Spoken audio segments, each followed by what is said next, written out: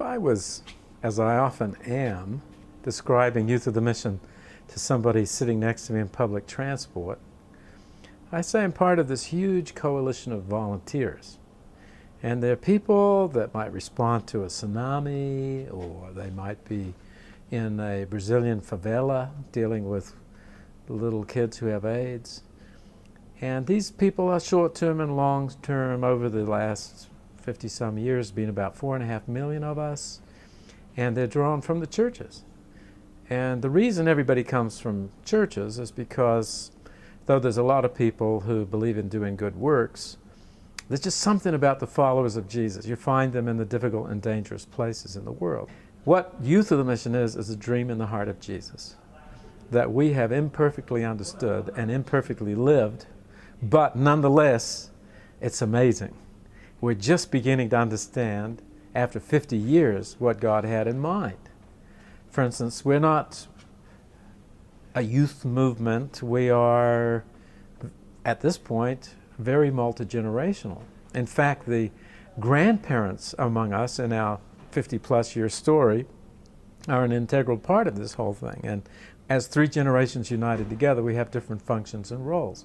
So you have 20,000 young people who are running institutions called Youth of the Mission, but the 4.5 million people at this point who are part of a movement are actually looking to the DNA bearers, who are those older heroes of the faith that pioneered maybe 45 years ago. The older parts of Youth of the Mission, Canada, New Zealand, Switzerland, those are the beginnings of our diversity.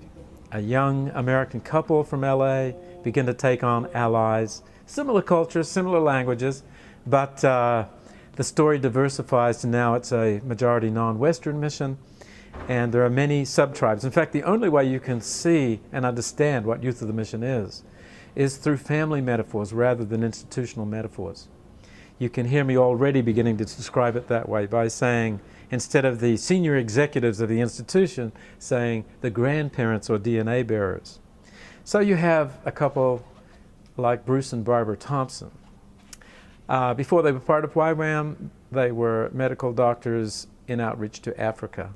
Coming in and becoming part of our story, they were involved in training and outreach. They had an outreach to the young people of the counterculture in the 70s. There in the Hawaiian Islands, there's the whole hippie, get into the jungle and run around naked and smoke pot kind of a philosophy.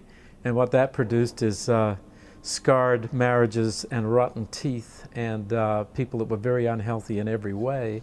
And out of that outreach emerged what we would now call the College of Counseling and Healthcare, and a whole bunch of attendant ministries in that sort of restorative stream. It has an expression in the university, but really it's much more than that.